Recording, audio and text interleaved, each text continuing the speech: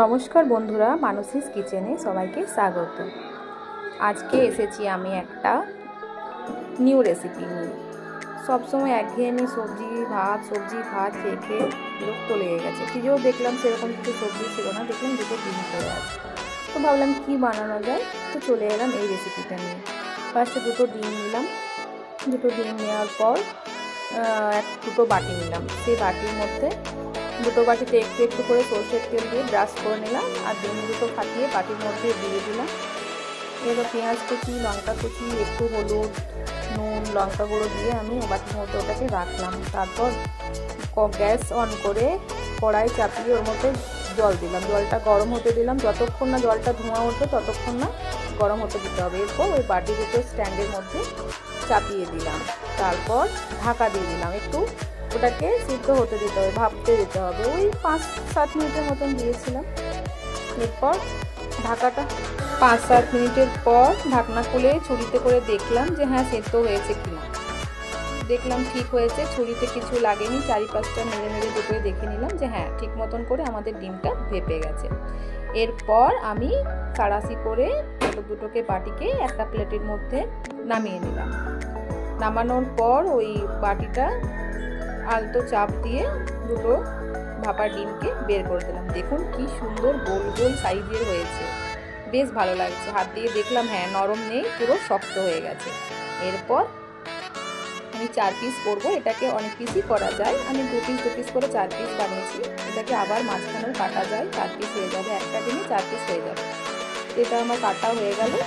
এবার আমি ওটা কারি করার জন্য, যেহেতু কারি বানাবো তার জন্য ওটাকে রেডি করছি। কড়াইতে সরষের তেল দিয়েছি একটু, তারপর জিরা ফোড়ন দিলাম, পেঁয়াজ কুচি, লঙ্কা কুচি এগুলো দিয়ে একটু পেঁয়াজ কুচিটাকে ভাজবো।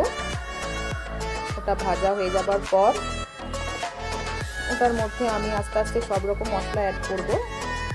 তো পেঁয়াজটাকে ভালোভাবে ভেজে নিলাম লাল লাল করে, এবং ওর মধ্যে আমি আবার টমেটো কুচি দিলাম।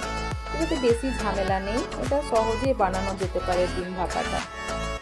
এরপর টমেটো কুচি দিয়ে একটু টমেটোগুলোকে নেড়ে দিলাম। বেশি টমেটো দিইনি, এখানে আমি অর্ধেকটা টমেটো মানে 1.5টা টমেটো দিয়েছি, অর্ধেকটা পেঁয়াজ দিয়েছি, একটা কাঁচা লঙ্কা কুচি দিয়েছি।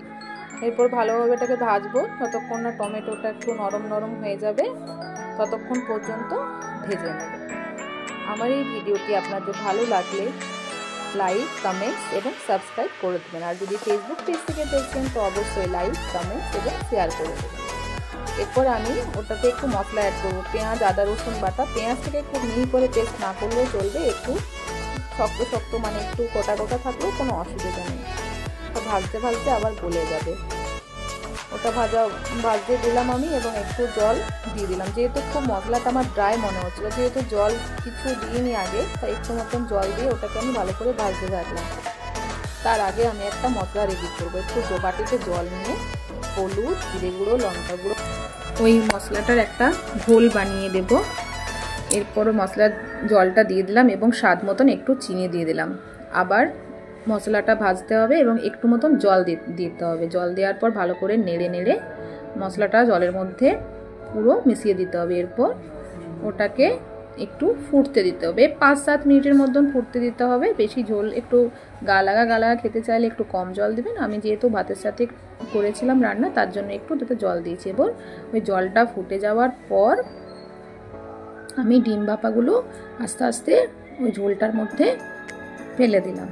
তারপর ভালোভাবে খুন্তি দিয়ে নেড়ে চেড়ে আমার এটা ডিম ভাপা কারি রেডি। এবং এরপরে কেউ যদি বেশি ঝাল খেতে চান তো আমি দুটো লঙ্কা চিড়ে দিয়ে দিয়েছি, এবং লঙ্কাটা ফুটে ওঠার পর আমি একটু গরম মশলা অ্যাড করে দেবো এর সাথে। এরপর আমার এই গরম গরম রেসিপিটা রেডি, গরম ভাতে খাওয়ার।